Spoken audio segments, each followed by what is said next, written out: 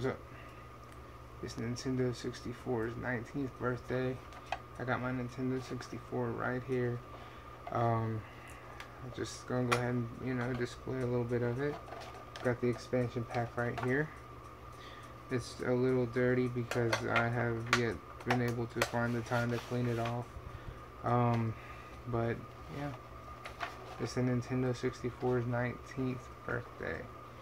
I don't know about you, but that makes me feel just a little old. 19 years old, huh? Man, I can't believe we never get any of this stuff right here.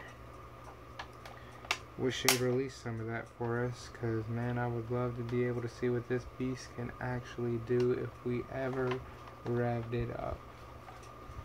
I'm gonna just shoot through a few of my games. I have quite a few.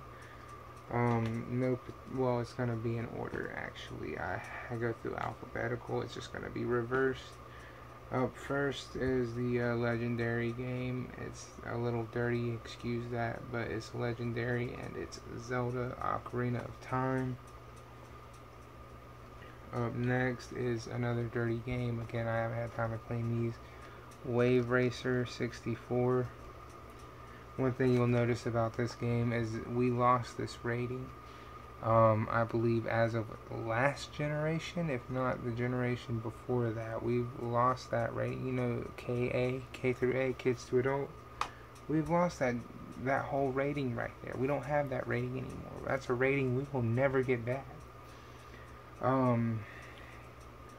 Here's another one. It's another K to A also. It's one of the greatest Marios ever made. I believe it's the last Mario that was ever made, and that is Mario 64. Up next is another K to A, and this, again, K to A. Something that we saw a lot on Nintendo 64. Kids to adults, meaning your kids could enjoy this, and you could enjoy this if you were an adult at that time period. Starfox 64. Now we'll never get that, and I probably should have did this one before that one, but hey, whatever. Tony Hawk's Pro Skater. Tony Hawk's Pro Skater. Yep. And I have a lot of these crossbreeding games, meaning they're on both systems. And I just totally gave this one away. Sorry. But the reason I have this one on the 64, not the PlayStation, I believe, just like with the Tony Hawk's game, it played better to me, in my opinion, on this system. I believe that these games played better, handled better, all that on the Nintendo 64. You are more than welcome to believe they did not. Okay, but I believe that Resident Evil 2 handled way better on the Nintendo 64 than it did on the PlayStation. Again, this is just my opinion. You are welcome to yours. I am welcome to mine. I'm not going to hurt you for yours. It's just an opinion. Up next, we have, of course, one game that a lot of people hate. I enjoy it. It's fun. It's made by THQ, and it is Quest 64. I got it because I enjoyed it. It was $5. I bought it for $5. What can you buy for $5 besides food? After that, we have a game that a lot of people have on the 3DS. If you don't know, it's also on the Super Nintendo and the Nintendo 64, and that is Pilot Wings 64, another KA game, kids to adults. I really wish they would bring that rating back. Okay, this game right here has a prequel game on the Xbox 360, developed by a studio that Microsoft is very responsible for destroying. And I really hate the fact that Microsoft is held responsible for destroying the studio.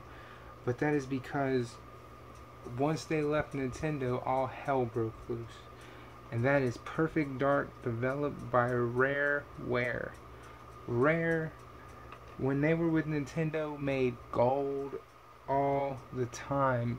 I mean, they just didn't miss. Everything that Rare put out under Nintendo was a hit. It was just a slam. I mean, they just knocked it out the park every time. Perfect Dark was damn near perfect. If it wasn't for Goldeneye, Perfect Dark was the game. Donkey Kong 64 was great. It was like the next leap for Donkey Kong in Donkey Kong. We didn't see a Donkey Kong after Donkey Kong 64 until the Wii. That's how good Donkey Kong 64 was, and that's how important Rareware was. You see what I'm saying? And it took a company like Microsoft to destroy something as good as Rareware, that we have not had anything as good as them since.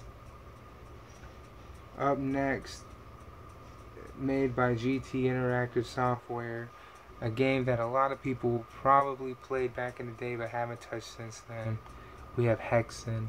I play this. It reminds me a lot of Doom, just kind of, more relaxed and calmed down. I personally get stuck in it, but it's just more fun. Here is Rare's #1 first-person shooter that made a lot of you Call of Duty fanboys say, what the fuck?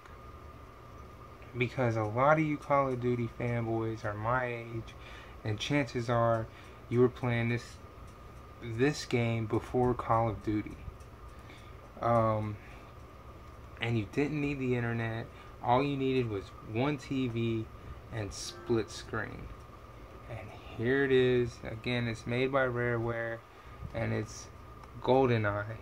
That's right, James Bond Goldeneye on the Nintendo 64 can put any Call of Duty game to shame, and still holds true to this day.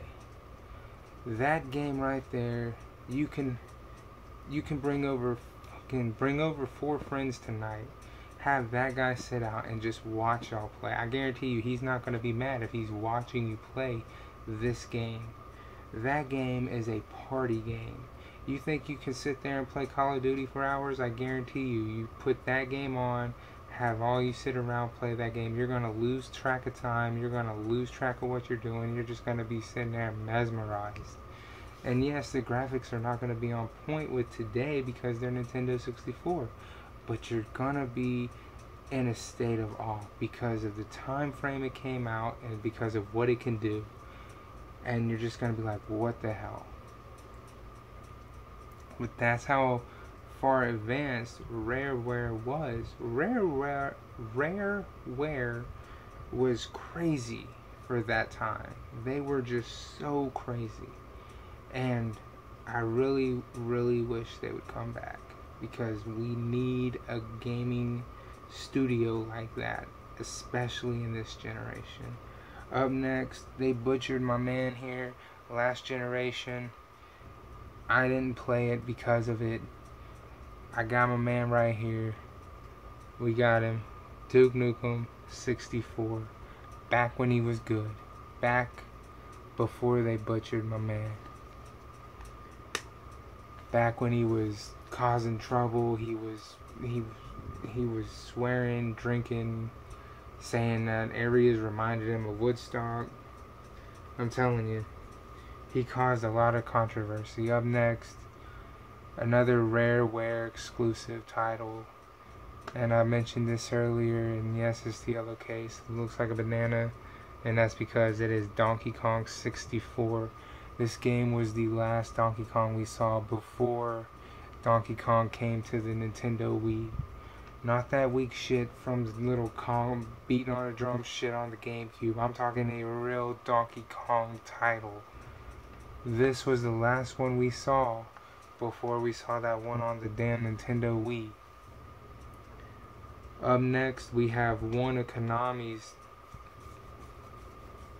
I don't want to say great games, because it's okay. It's not like amazing, but I mean, if you're a fan of the franchise, then you'll probably say it's one of the best, but to me, it's okay. And that's Konami's Castlevania on the 64. There's 2 of them. I only have 1. It's a good game. It's not by far the best one on the 64 that I think the other one's better. I don't have the other one. I'm looking for it. But I do think Konami back in the day did a lot of good things, and that's one of them. Up next is another cross-gen, a cross-system game, and that, of course, Blitz. I just enjoyed Blitz way more on the Nintendo 64. You're entitled to think it was better on the PlayStation. Please, by all means, keep that opinion. You're welcome to it, and I'm not going to hold you against that. Last but certainly not least, if you're like me, Nintendo helped introduce you into this world of snowboarding, and this is the game that got you there. 1080. Soundtrack was, to me, incredible. The way the game played, just incredible. And I personally cannot believe that there was not a 1080 on the Wii. There's not a 1080 on the Wii U. There's not one for the 3DS. Why not? Come on, Nintendo. 1080, Avalanche was crazy. 1080 on the 64. I still play these games. I have these games. I still play them. Where is 1080 for today's youth? For today's players of today's systems? We need our 1080. Bring us our 1080. I don't play SSX. I don't play that game. It's too much like a skating game on snow. I can't do that. I need my 1080 fix. Anyway, like I said, I just wanted to make a quick video recapping the 19-year-old system of today. The 19-year-old greatest system in my view. Nintendo 64. Yes, this 19-year-old piece of gaming history still works, and I still play it. And I bought an extension cord just so I could play it. I just wanted to say, you know, happy birthday, Nintendo 64. Hopefully we make it to, you know, see you 30-year-old system, and I can be saying happy birthday, 30-year-old system, and I'll be around to say happy birthday to you when you're 30 years old, and, you know, and you'll still be working. I'll hopefully have this same model, because I mean, I still have my Super Nintendo that I've had now for a good 4, 5, 6, 7, 8, 9 years now. But I know the system has been refurbished and all that stuff, but I mean, it's an old system too. But like I said, I just wanted to make another quick video shouting out Nintendo, because like I said, I just put the shirt on today, and I had no idea that today was Nintendo 64 19-year-old birthday. And I just wanted to say quick happy birthday to y'all. And I'll see y'all next video. This is video 2 for the day, so I'm out until tomorrow. I'll see y'all then. Deuces. Happy birthday, Nintendo. Remember, I'm a Nintendo guy, and this is it.